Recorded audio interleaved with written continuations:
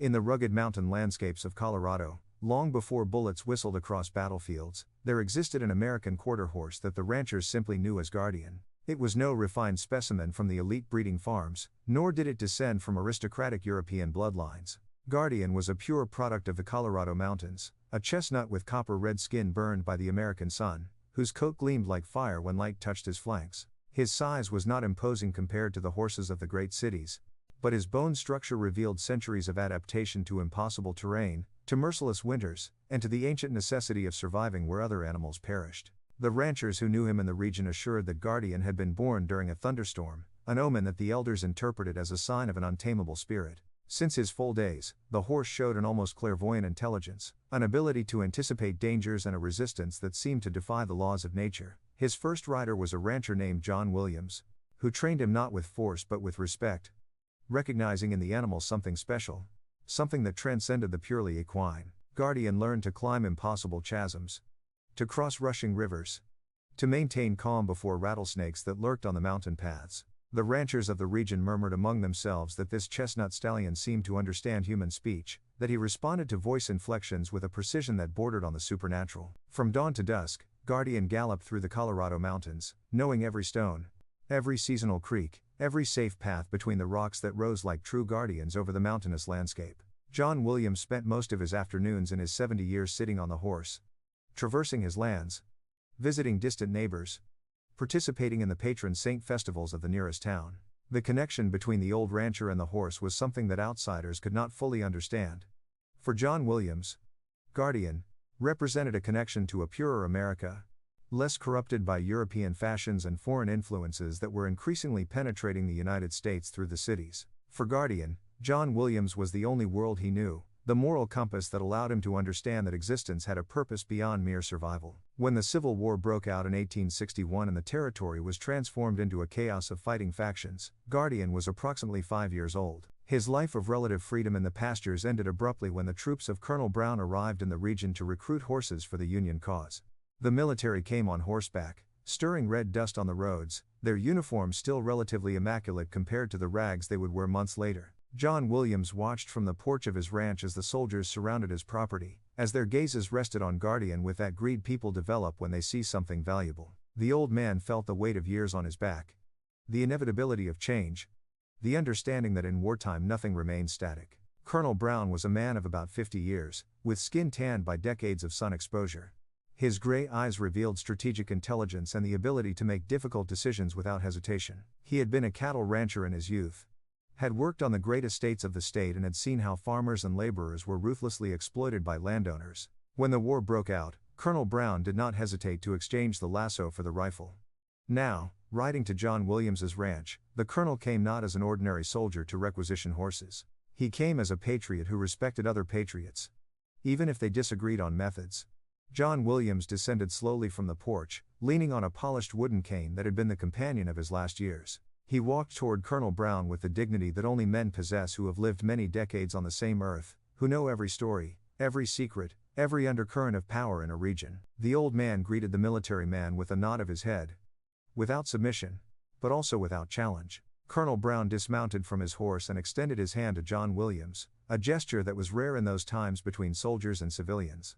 For more than an hour both men spoke under the shade of a cottonwood tree that grew beside the ranch. Their words were recorded by no one, but the ranchers who worked on the estate could observe the body language of both. The colonel gestured, pointed at Guardian, explained something with vehemence. John Williams listened, nodded occasionally, looked at the horse with expressions that alternated between pride and sadness. Finally, John Williams directed an intense gaze at the chestnut stallion, as if telepathically communicating what would happen next. The old rancher handed Guardian over to Colonel Brown with a single condition, spoken aloud so that all present could hear it, that the animal be treated with honor, that it not be mistreated or senselessly led to death, that they recognize that in Guardian lived not merely a beast of burden, but a creature with its own dignity. Colonel Brown, a man who had spent his youth in cattle ranching before taking up arms, accepted the condition without hesitation.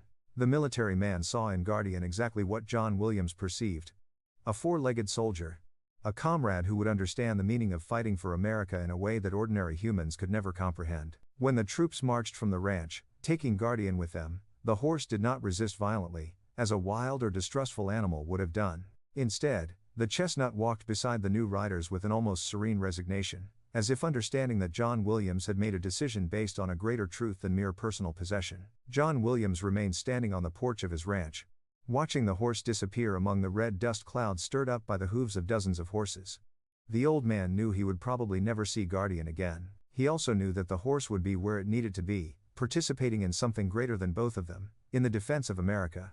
Guardian was assigned to Colonel Brown's cavalry regiment, but his true destiny was not written in any formal military document. The horse was destined for special work, for missions that required speed, endurance, and judgment. It was in the military camp, a week after his arrival, where Guardian met Private Smith. This was an infantryman who could not afford his own horse, but had been selected by Colonel Brown for reconnaissance and messenger duties after the military man observed his qualities as a born strategist, his ability to read terrain as if it were a living map. Private Smith was a man of simple origin, born in Boston 30 years earlier, son of a washerwoman and a laborer who had died over a decade ago working in the coal mines. The war had swallowed him, as it swallowed so many.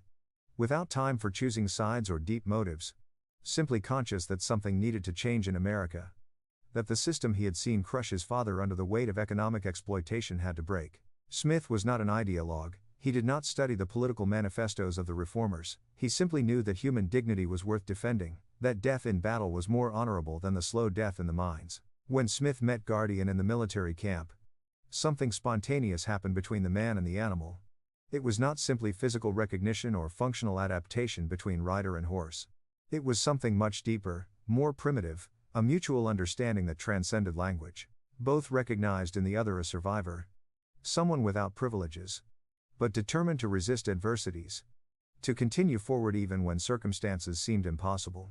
The other soldiers witnessed the first encounter between Smith and Guardian in the camp corral and noticed something extraordinary. When Smith approached the horse, the chestnut did not snort with distrust, as he would have done with a stranger. Instead, Guardian lowered his head and allowed Smith to touch his nostrils, as if he had been waiting for this specific man, as if his arrival completed something that had been incomplete. During the 3 years before the Battle of Gettysburg, Guardian and Smith shared experiences that few creatures in history could ever have shared. They galloped together through the Colorado mountains on reconnaissance missions, journeys of 30 miles or more through enemy territory, where every shadow could hide a Confederate ambush. They shared sunrises in improvised camps, where food was lacking, but never loyalty. Smith had learned to read the signs Guardian sent out, the way the horse's ears tensed when it detected Confederate presence nearby, the manner in which his heartbeat accelerated or slowed based on immediate danger. The horse learned to recognize Smith's distinctive whistle, that unique sound that no other soldier could replicate, a whistle of 3 tones that Smith had created in his childhood while helping his mother in the laundry. At that sound, Guardian would come from any distance, galloping without hesitation. The horse slept standing when his rider rested in the camps, maintaining a silent watch, his eyes alert for any anomalous movement at the perimeter. The regiment veterans claimed they had never really seen Guardian sleep, that the horse seemed to exist in a state of constant vigilance, as if it were a supernatural guardian of Smith's sleep. Smith for his part spoke to Guardian as to a brother, to a confidant who would never judge him. In the cold nights of the Colorado mountains, when Smith sought shelter under a rock formation, he whispered stories into the horse's ear. Stories about his mother, the washerwoman, about the dreams he had for after the war, about the fear he felt deep inside. Although he maintained a facade of bravery before his comrades, Guardian listened to these confessions without interrupting, without judging, simply existing in that shared space of vulnerability and mutual acceptance. Together, Smith and Guardian represented what is stronger in war than any uniform or flag: friendship forged in extreme need, loyalty without expectation of reward, the understanding that true life did not take place in moments of comfort, but in the instance of greatest danger, when two beings had to trust each other completely. When Colonel Brown ordered the march to Gettysburg in the spring of 1863, after years of preparation and strategy, Guardian and Smith marched together, as they had always marched, without really suspecting what awaited them, without knowing that this would be the battle that would define their lives for eternity. The war years transformed Guardian from a simple mountain horse into something that transcended ordinary understanding of what it means to be equine. Although American military historians rarely dedicate more than a passing sentence to the horses that participated in the conflict, the brutal reality of trenches and American battlefields told a completely different story. Horses were not living machines, not simple vehicles without consciousness. They were creatures that felt, that feared, that learned, that in many cases understood war with perhaps greater clarity than the humans themselves who rode them. Guardian, with his 5 or 6 years when the war bit the north of the country with true fury, was progressively exposed to conditions that would have destroyed the psyche of any ordinary animal. The constant whistling of projectiles. The deafening explosion of grenades that made the earth tremble under his hooves. The tearing screams of men whose limbs had been torn off by shrapnel. The penetrating, metallic smell of blood that clung to his nostrils, that smell that no animal forgets once it has perceived it in such quantities. The absolute chaos of battle, where cardinal directions were lost in dust and smoke, where everything he had known in his previous life disappeared like a memory of another world. All this became Guardian's daily routine, what in ordinary language would be called normality.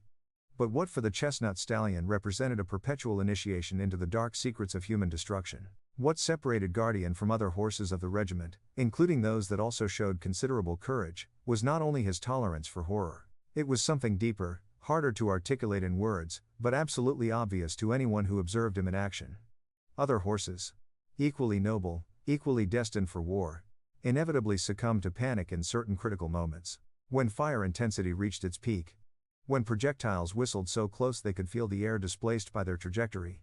When the noise became so deafening it seemed the world itself was being torn apart, these horses reacted with what nature had programmed them for. Rearing up. Fleeing in panic. Freezing in catastrophic terror. Guardian, however, seemed to possess something that the regiment veterans simply could not explain without resorting to terms of superstition or magic. The soldiers who shared trenches with Smith and Guardian would swear for the rest of their lives to things that sounded impossible when they told them to those who had not experienced them. They claimed the horse seemed to possess an almost supernatural tactical clairvoyance, that it could anticipate patterns in enemy artillery fire before these patterns manifested, that it identified with disturbing precision the moments of relative safety when it was possible to move without exposing oneself to direct fire. His body seemed to have almost impossible flexibility and contortion capabilities, bending at angles that dodged projectiles with millimetric precision whose trajectory was aimed directly at Smith. The regiment elders, those who had seen previous wars, said they had never experienced a horse with such abilities in all their experience.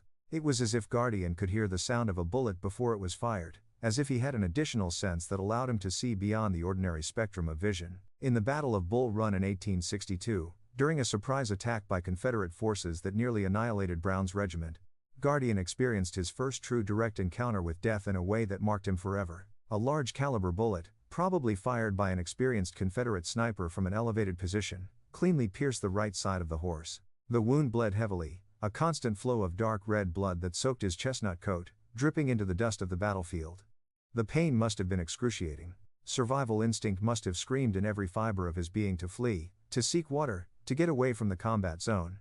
But Guardian instead remained in his position, seeking shelter behind a rock while Smith crouched behind the same cover, using the horse as a living shield. Under any other standard military situation, a horse severely wounded in combat was automatically considered a total loss.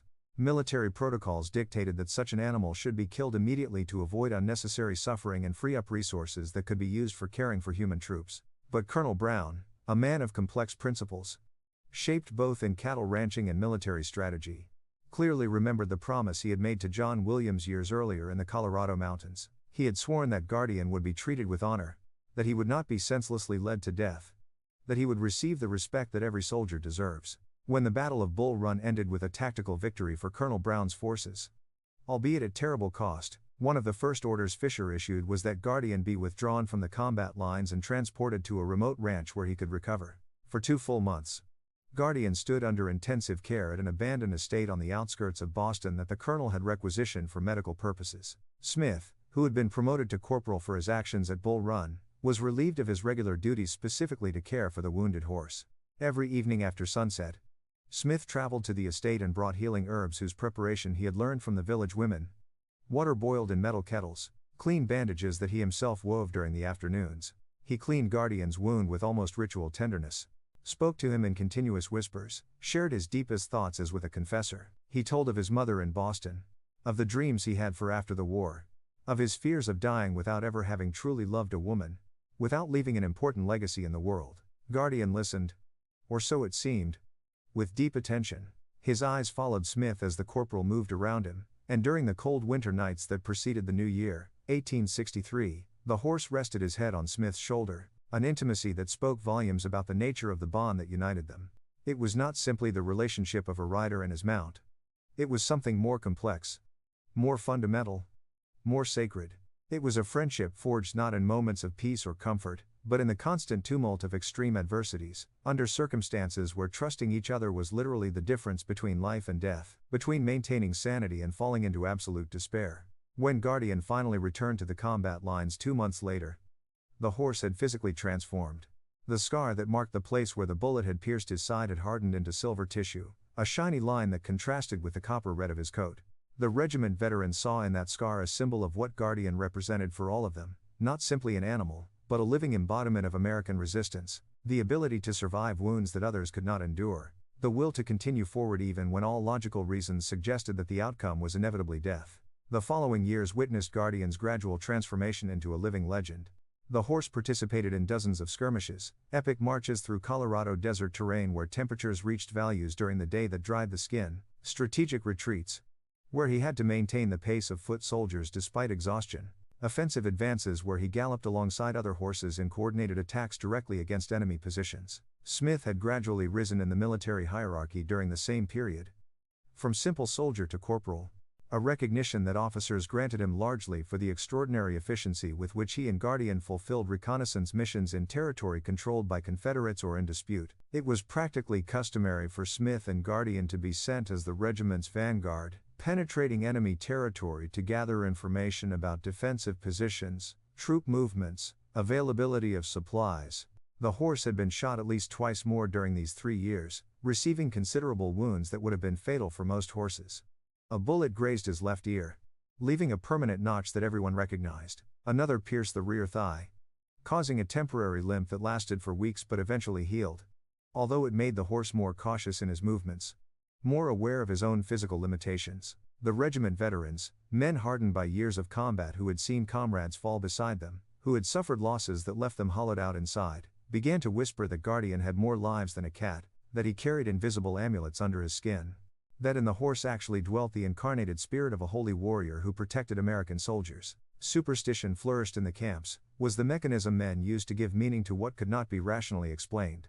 But the truth, discovered by anyone who spent enough time with Guardian, was simultaneously simpler and more profound than any supernatural explanation. Guardian wanted to live. This was not a metaphor, not a poeticization of events, it was a physical and psychological reality, as tangible as the ground under the horse's hooves. And more importantly, Guardian wanted Smith to live too.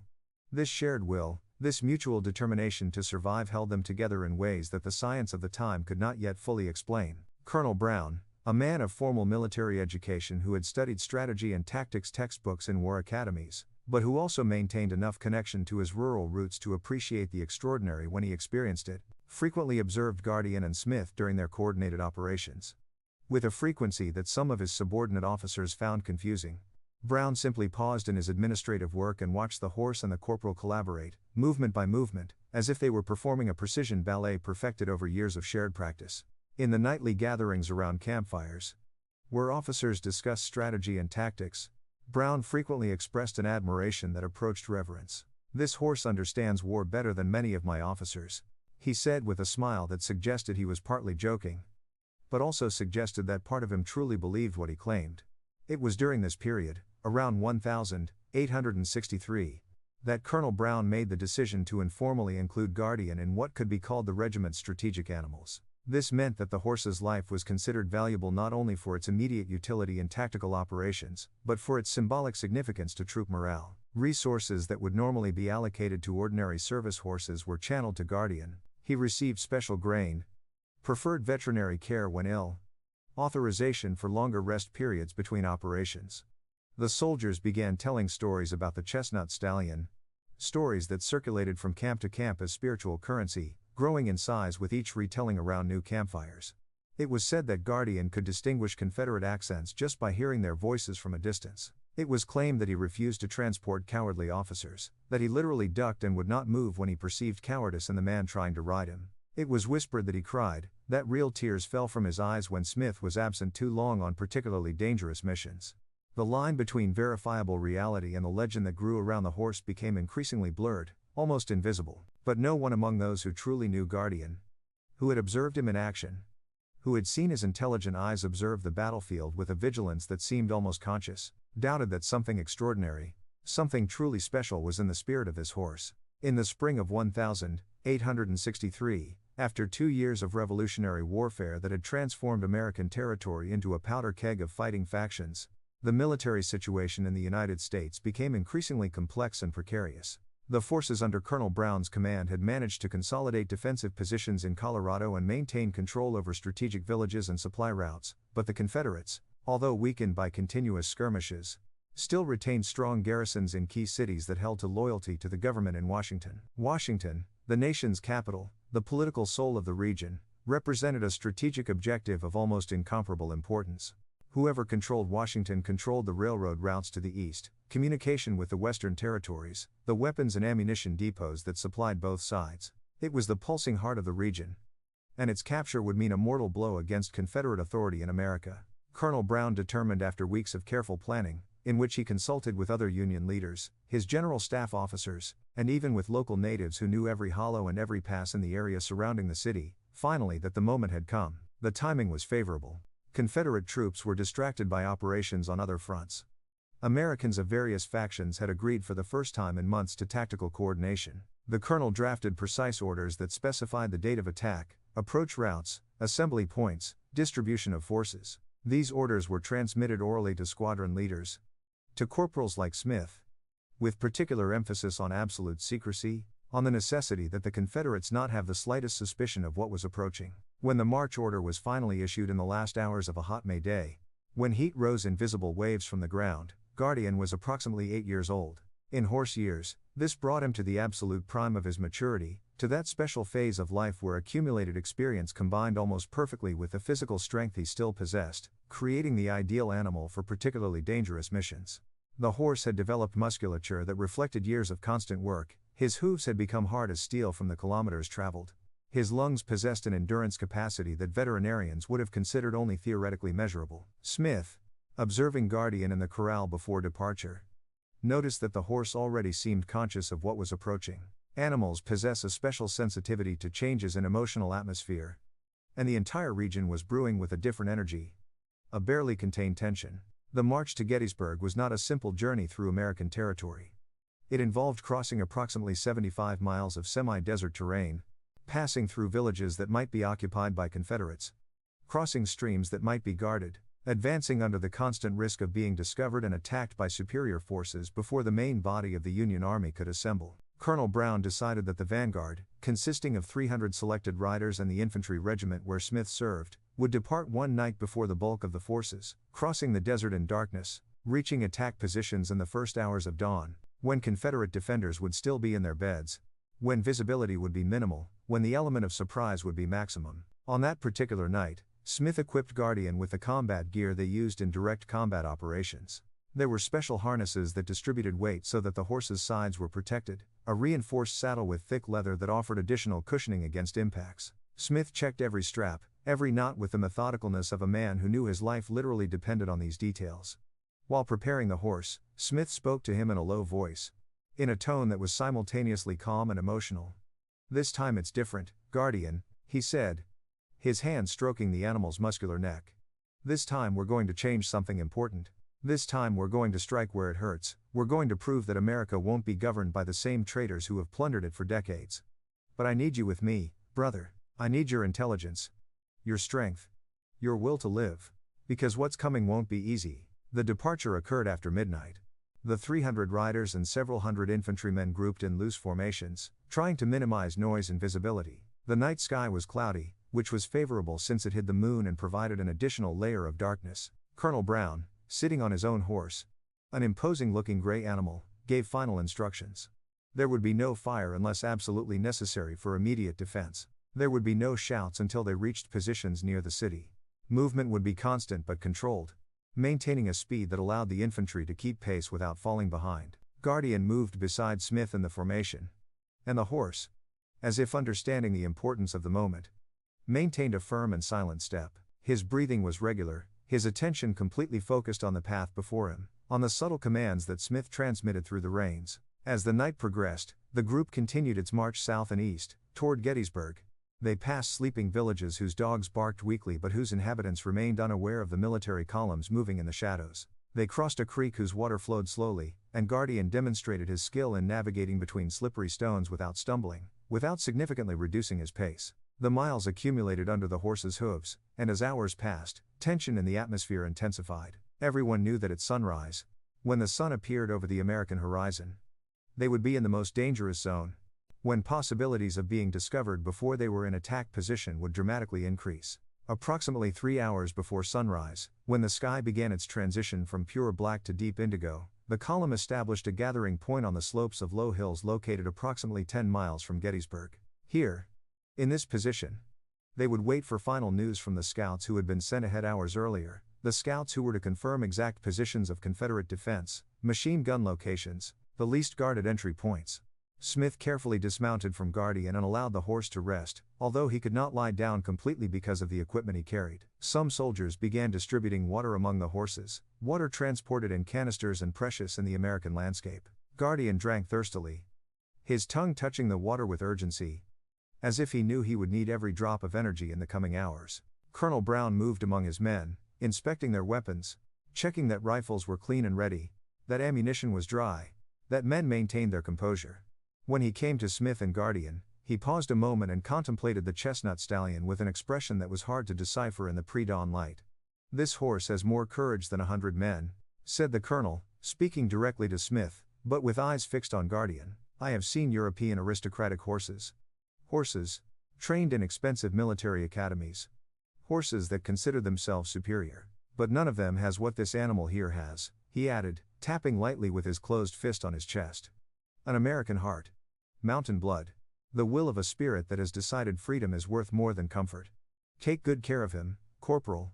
In the next few hours, this horse might save your life more times than you can count." The march to Gettysburg was one of those military movements that would later be remembered by American military historians as a turning point, although at that moment no one could foresee the catastrophic consequences it would bring. Colonel Brown's contingent consisted of approximately 800 mounted men, 150 infantrymen, and a wagon train that transported ammunition, food, and rudimentary medical equipment. Guardian was part of the vanguard, ridden by Corporal Smith, who had received specific orders to scout the roads to the city and report any movement of Confederate troops. It was a high-risk mission, the kind of assignment that could lead to capture or death of whoever carried it out, but Smith accepted without hesitation. His relationship with Guardian had reached a point where both understood their roles without need for explicit words. The horse knew that Smith trusted him completely, and Smith knew that Guardian would follow him to the gates of hell if necessary. On the afternoon before departure, under a rust-orange sky that suggested storms, Smith spent several hours preparing Guardian for what lay ahead. He methodically cleaned each hoof, checked that horseshoes were in perfect condition, ensured that the saddle fit optimally on the horse's back. It was not vanity or routine work that motivated this exhaustive care, but a deep understanding that seemingly insignificant details were often the difference between life and death on battlefields. While performing these tasks, he spoke to Guardian in a low, almost intimate voice, narrator of secrets that only the horse could preserve. He told of his mother, the washerwoman in Boston, who had died while he was in the army, without him being able to be at her side. He shared his doubts about the war, his questions about whether they were really fighting for a better America or simply participating in an endless cycle of violence. He confessed his fear of dying without having loved a woman, without having had children, without leaving a significant trace in the world. Guardian listened as always, with that equine patience that transcended human understanding, occasionally turning his head to touch Smith's cheek with his nostrils in a gesture that could be interpreted as comfort or as simple physical affection, although who could distinguish the line between both? When finally the dawn of departure day came, the sky was covered with gray clouds that seemed to portend evil. Colonel Brown had ordered an early breakfast for the troops, and the soldiers devoured what they could. Hard biscuits, cold beans from the day before, occasionally a little dried meat. Equipment was methodically packed, horses inspected by the improvised military veterinarians who accompanied the contingent. There was a tense quality in the air, that expectation that precedes significant events, when all participants sense on an instinctive level that something fundamental is about to change. Smith mounted Guardian around 6:30 in the morning, when the sky was just beginning to lighten on the eastern horizon. Colonel Brown watched the corporal and his horse as they positioned themselves in the vanguard, and experienced a moment of strange intuition. He approached both, extended his fine leather-gloved hand and stroked Guardian's muscular neck. "Take good care of your rider, noble animal," murmured the colonel in almost ceremonial language. "And may he take care of you." In the next few hours, One could say that America's freedom depends on horses like this and men like Corporal Smith. The planned route to Gettysburg, which officers had planned, was relatively direct, though dangerous. It would pass through several small villages that were under Confederate control, meaning it had to be executed with speed and silence. The plan was for Smith and 2 other scouts to advance several hours before the main contingent, identify potential resistance points, assess the best route so that infantry and cavalry could advance with maximum efficiency. If they encountered Confederate troops, they were to report and withdraw, not engage in open combat. It was classic reconnaissance mission, but in the context of the Civil War, where orders were frequently ignored and improvisations were the norm, everyone knew that what once happened in the field could drastically deviate from what was planned. Guardian and Smith departed with the other 2 scouts shortly after 7 o'clock in the morning, leaving the camp behind. The chestnut horse seemed to know the seriousness of the mission through the way Smith held the reins, through the palpable tension in his rider's muscles. They marched silently during the first hours, avoiding unnecessary speech, conserving energy for both men and horses. The Colorado landscape unfolded before them, dry and beautiful in its own brutal way, with the gray and ochre tones of the American landscape, occasionally interrupted by vegetation adapted to extreme drought. They saw eagles circling in the sky, rattlesnakes disappearing between rocks, nothing that suggested the near presence of human troops. But Smith knew, as Guardian also seemed to know, that absence of evidence was not evidence of absence. The Confederates were impressive enemies who could wait in ambushes, preparing traps for overconfident Union soldiers. Around midday, when the sun was at its most scorching point and the heat of the American landscape made the air dance in ghostly visions in the distance, they reached a village called Harper's Ferry. It was a small settlement, probably no more than 2,000 inhabitants, with red dirt roads, wooden frame houses that seemed eroded by centuries of American winds. The silence in the village was absolute. Disturbing. Normally at this hour one would see commercial activity, people on the streets, the sound of merchants negotiating, but Harper's Ferry seemed like a ghost village, as if its inhabitants had been transported to another dimension, leaving only the physical structures of their existence behind. The 3 scouts exchanged glances that expressed concern without words.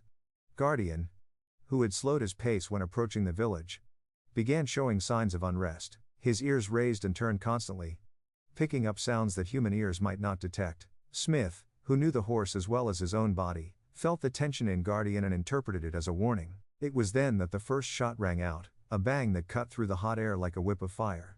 The bullet passed so close to Smith that he felt the heat of its passage. And then he heard the dull impact in the earth behind him. Without thinking, Guardian jumped to the side, taking Smith with him, avoiding what would probably have been a hit to the chest. The other 2 scouts were already dismounting from their horses and seeking cover behind village structures. Guardian began running with an instinct that transcended any training, not forward, but to the left, where a line of abandoned houses offered potential cover. Smith, sitting on the animal that moved with supernatural speed, drew his rifle from its sheath and began shooting in the general direction, where he believed the shots were coming from. The sound of more shots now filled the air, a symphony of death that characterized all Civil War battles. Several bullets hit the wooden frame houses, creating small dust explosions.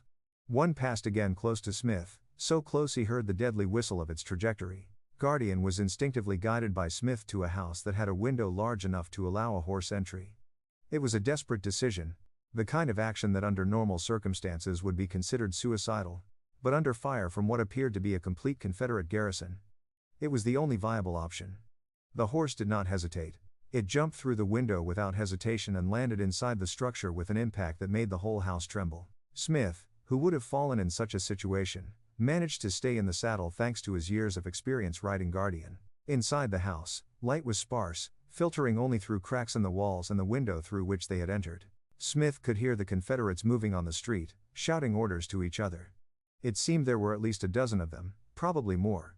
The other 2 scouts had managed to escape in the opposite direction, disappearing into the labyrinth of village streets. Smith was alone with Guardian, trapped in a wooden frame house, surrounded by enemies who were almost certainly just waiting for the Union soldiers to come out, and then they would riddle them with bullets. The Confederates had set a masterful trap. The kind of trap that only soldiers can devise who have lived decades in continuous conflicts. Smith understood this in the exact moment he heard the first shots converge from multiple angles, not the disorganized fire of an improvised ambush, but the methodical pattern of a coordinated operation. He had walked directly into it, attracted by what appeared to be a disorganized Confederate detachment in retreat, when in reality it was bait on an enormously more dangerous hook. The Confederates had deliberately sacrificed some soldiers in outer positions, allowing Union soldiers like Smith to believe they were easily conquering territory, when what was really happening was that the most experienced troops of the Gettysburg garrison were positioning themselves in surrounding buildings, and waiting for attackers to advance far enough into the city to be completely enveloped. Guardian was the first to notice the true danger. The horse, with that sense that according to testimonies of soldiers who knew him seemed supernatural, tensed his musculature and let out a whinny that Smith had not heard in years, a sound that combined warning and agony. It was in this precise moment that the whistle of the first bullets came from the rooftops of red brick buildings that surrounded the plaza where Smith supposedly had been observing conquered terrain. The corporal understood the situation immediately. He was completely exposed, defenseless in the middle of an open plaza, with enemies in elevated positions who had practically perfect shooting angles. The only nearby structure was a wooden frame house with a half-open door, no more than 30 meters away. But reaching it meant crossing completely exposed to fire from at least 3 different buildings. There was no time for deliberation. Smith threw himself onto Guardian's back, who instinctively began moving toward the house before the corporal was fully mounted. The chestnut horse became pure movement, his hoofs pounding furiously against the packed earth of the plaza, his muscles bulging under the pressure of maximum speed. Bullets immediately began to rain, dozens of them, perhaps hundreds, the sound of their passage through the air like angry insects.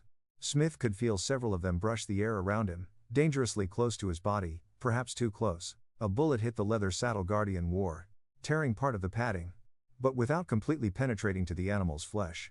The horse did not slow his speed. If anything, he seemed to accelerate, as if the projectile impact made him more angry than afraid. His hooves touched the ground with a rhythm that sounded like the roll of a war drum, his eyes fixed on the open door of the wooden frame house, as if he had trained his whole life for exactly this moment.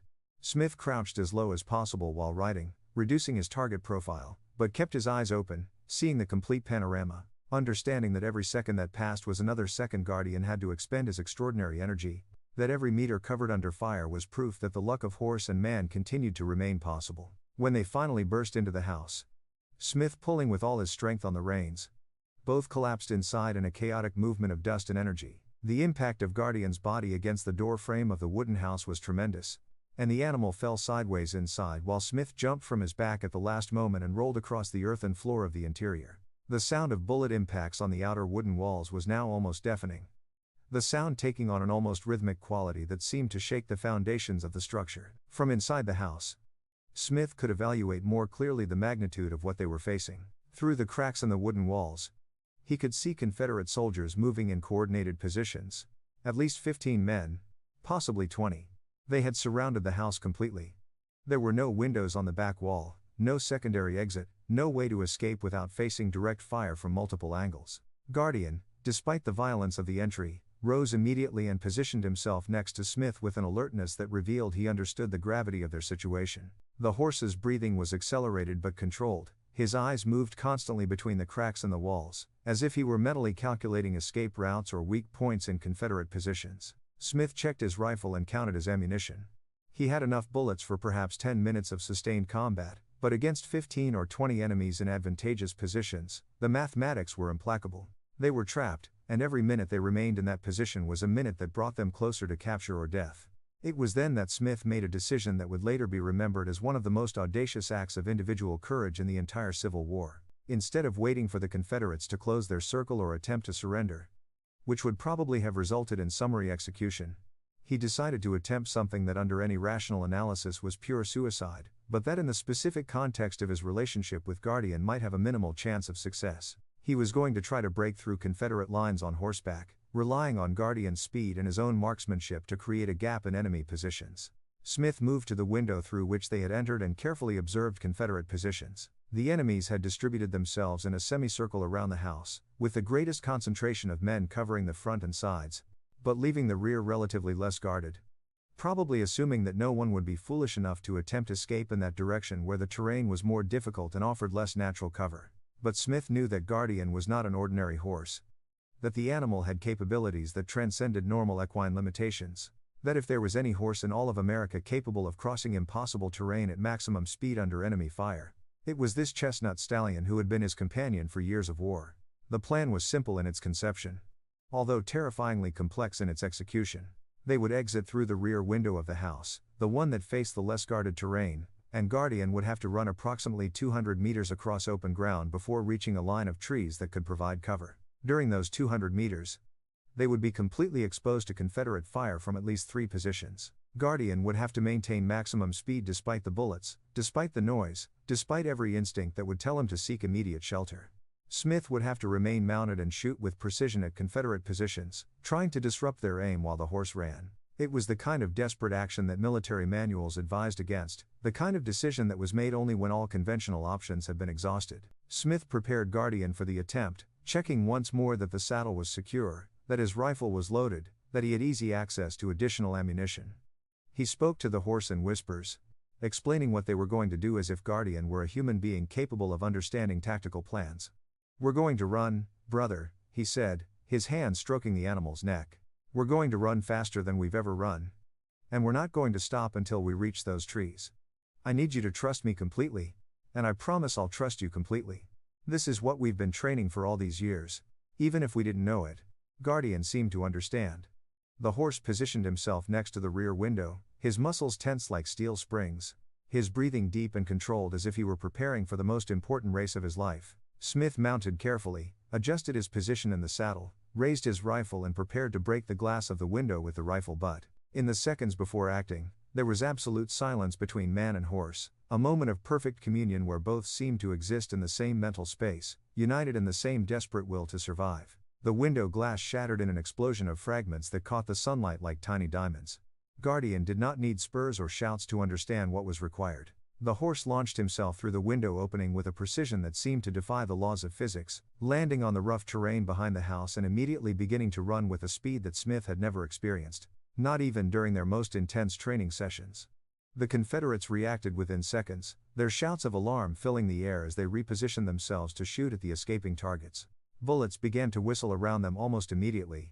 But Guardian seemed to anticipate their trajectories. The horse moved not in a straight line, which would have made him an easy target, but in an unpredictable zigzag pattern that made Confederate marksmanship extremely difficult. Smith, bouncing on the horse's back as Guardian navigated rocks and holes at full speed, began shooting at Confederate positions with a precision that surprised even himself. His first shot hit a Confederate soldier who was leaning out from behind a tree to aim, spinning him around and throwing him to the ground.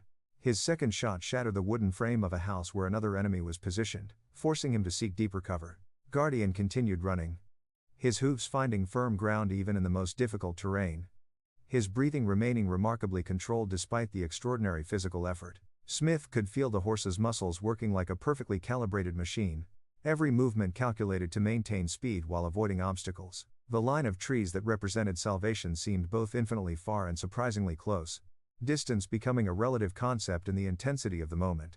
A Confederate bullet grazed Guardian's left flank, opening a superficial wound that began to bleed, but the horse did not reduce his speed. If anything, the impact seemed to give him additional motivation, as if physical pain converted into pure determination. Smith felt drops of the horse's blood spattering his leg, but he also felt Guardian's unbreakable will, the animal's absolute refusal to be stopped by anything less than death itself.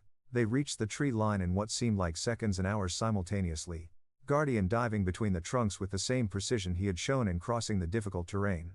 Behind them, Confederate shouts grew more distant, although occasional shots still whistled between the trees. But the immediate danger had passed. They had achieved the impossible. They had broken through a complete encirclement of experienced enemy soldiers and emerged alive on the other side. Smith dismounted from Guardian between the trees and immediately began examining the horse's wound.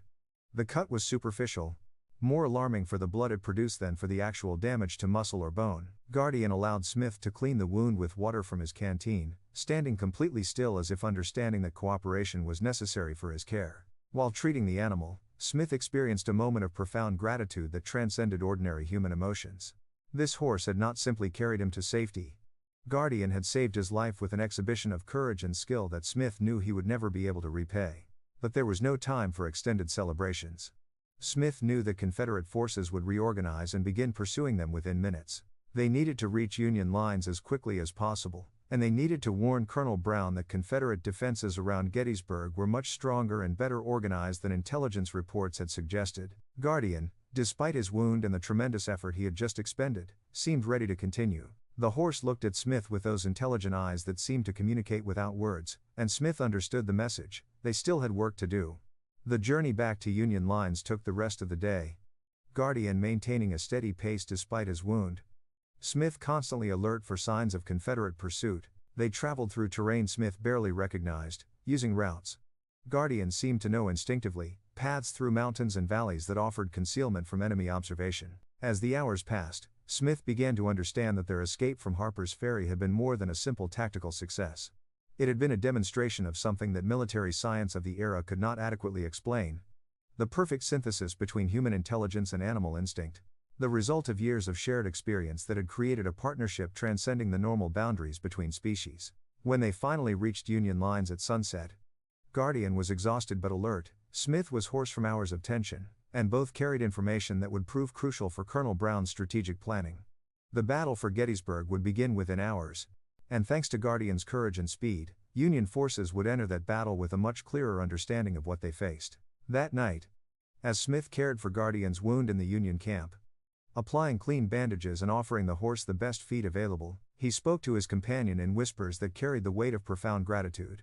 "You saved us today, brother," he said, his hand gently stroking the horse's muscular neck. "You saved us. And tomorrow you might have to save us again, but I want you to know that whatever happens in this war, whatever comes after, you are the bravest soldier I have ever known. Human or animal, it doesn't matter. You are the best of what America can be." Guardian listened, as he always listened, with that patient attention that suggested deep understanding. Tomorrow would bring the Battle of Gettysburg, one of the bloodiest and most decisive encounters of the Civil War. But tonight, man and horse rested together under the American stars, two survivors who had faced the impossible and emerged stronger, ready for whatever challenges the dawn might bring. If you've made it this far in our story, you're probably as captivated by Guardian and Smith's incredible bond as I am. Please hit that like button and subscribe to the channel. There are so many more amazing stories of courage from American history that I can't wait to share with you. And make sure to turn on notifications so you don't miss the epic conclusion of Guardian's story. The Battle of Gettysburg began at dawn on July 1, 1863, with artillery fire that shook the earth for miles around. Guardian and Smith were part of the Union Cavalry Reserve, positioned on the left flank where Colonel Brown expected the heaviest Confederate assault. The chestnut horse stood calm despite the thunderous explosions, his wound from the previous day cleaned and bandaged, but his spirit undiminished. Smith checked his rifle one final time and whispered a prayer that had nothing to do with religion and everything to do with the hope that he and Guardian would see another sunset together. When Colonel Brown gave the order to advance, Guardian moved with the controlled power that had become his trademark.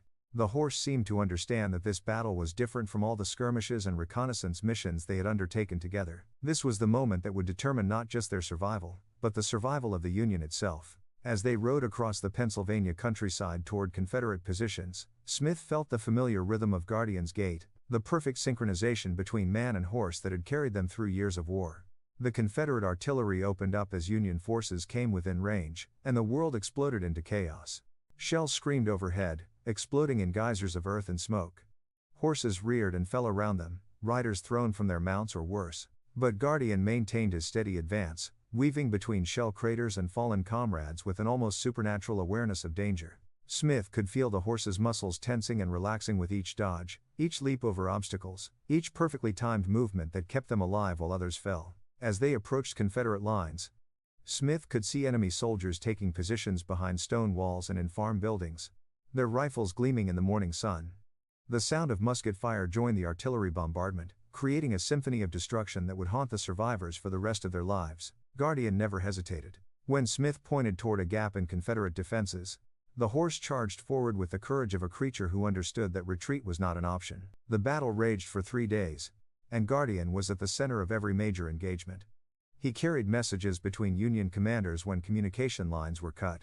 He charged Confederate positions when breakthrough seemed possible. He evacuated wounded soldiers from the battlefield when retreat was necessary. Through it all, the chestnut stallion displayed a level of endurance and bravery that became legendary among Union forces. On the final day of battle, during what would become known as Pickett's Charge, Guardian and Smith found themselves defending Cemetery Ridge against the largest Confederate assault of the war. 15,000 Confederate soldiers advanced across open ground, their battle flags flying, their voices raised in the rebel yell that had struck fear into Union hearts at so many previous battles. But this time was different. This time the Union soldiers held their ground, and at the center of their line was a chestnut horse and his rider, symbols of the determination that would save the Republic. Guardian was hit twice more during that final assault, Bullets that should have dropped any ordinary horse but only seemed to make the chestnut stallion more determined. Smith felt his companion's blood soaking through the saddle. Saw the pain in those intelligent eyes, but also saw something else. An unbreakable will to continue fighting for the cause they both served. When the Confederate charge finally broke and the surviving attackers retreated across the corpse-strewn field, Guardian was still standing, still carrying Smith, still ready to advance if ordered. The victory at Gettysburg marked the beginning of the end for the Confederacy, though the war would continue for nearly 2 more years. Guardian and Smith participated in many of those battles. From the wilderness to Atlanta. From Atlanta to the sea. The horse that had begun the war as a simple ranch animal from Colorado became one of the most decorated mounts in Union service, mentioned in dispatches, praised by generals, beloved by common soldiers who saw in him everything noble about their cause. But perhaps Guardian's greatest victory was not on any battlefield. It was the relationship he forged with Smith, a bond that transcended the normal boundaries between human and animal. In a war that often revealed the worst aspects of human nature, the partnership between the Colorado horse and the Boston corporal represented something pure and noble, a reminder that loyalty, courage, and love could survive even in the midst of humanity's darkest hours. When the war finally ended at Appomattox in April 1865, Guardian was 22 years old, ancient by cavalry standards but still carrying himself with the dignity of a champion. Smith, now a sergeant, had received offers to stay in the peacetime army, opportunities to build a military career on his wartime reputation. But he declined them all. He had made a promise to an old rancher named John Williams years earlier in Colorado, a promise to care for a special horse with honor and respect. It was time to keep that promise. Smith used his mustering out pay to purchase Guardian from the army, though by that time the horse was officially classified as too old for military service. Together they returned to Colorado, to the mountain landscapes where Guardian had been born, where John Williams waited on his ranch porch despite being well into his 80s. The old rancher's eyes filled with tears when he saw the scarred but unbowed chestnut stallion walking up the familiar path, still carrying his faithful rider. "You kept your word," John Williams told Smith as he gently stroked Guardian's graying muzzle. "You brought him home with honor." Smith spent the rest of his life on that Colorado ranch, caring for Guardian as the horse aged gracefully in the mountain pastures he had once known as a colt. They never spoke of the war, but everyone who saw them together understood that they shared memories that could never be put into words. When Guardian finally died peacefully in his sleep at the age of 31, Smith was beside him, just as he had been beside him through 4 years of the bloodiest war in American history. The graves are there still, on a hillside overlooking the Colorado mountains. Guardian's marker bears only his name and the dates of his service, but local ranchers say that on quiet evenings, when the wind is right, you can still hear the sound of hoofbeats echoing through the mountain passes, as if the spirit of the bravest horse in American history continues to patrol the landscape he loved, watching over the country he helped to save. Some bonds transcend death itself. The partnership between Guardian and Smith was one of those bonds, forged in war, tempered by suffering, and made eternal by the kind of love that exists only between beings who have trusted each other with their very lives. In an age of machines and technology, their story reminds us that the greatest victories often come not from superior firepower or better strategy, but from the simple willingness of 2 hearts to beat as one, even unto death. This is the story of Guardian, the horse who helped save America, and Smith, the soldier who never forgot that courage comes in many forms. Their legacy lives on in every act of loyalty, every moment of bravery, every time someone chooses to stand with a friend against impossible odds. They prove that heroes are not born, they are made. One faithful step at a time. One shared danger at a time. One act of mutual trust at a time. In the end, that may be the most important lesson of all. That in our darkest hours, when everything we hold dear seems threatened, salvation often comes not from where we expect it, but from the bonds we forge with those who choose to stand beside us, no matter the cost. Guardian and Smith understood this truth, lived it, and died knowing they had given everything for something greater than themselves. That's the America they fought for, the America they saved, and the America we inherit today. May we prove worthy of their sacrifice, and may we never forget that sometimes the greatest heroes have 4 legs and hearts bigger than the mountains themselves. If this story moved you as much as it moved me to tell it, please share it with your friends and family. Stories like Guardian's deserve to be remembered, and the values they represent need to be passed on to future generations. Hit that share button, leave a comment about what this story meant to you, and subscribe if you want to hear more incredible tales from American history. Until next time, remember that courage isn't the absence of fear, it's doing what's right despite that fear, just like a chestnut horse and his faithful rider did so many years ago in the mountains of Colorado.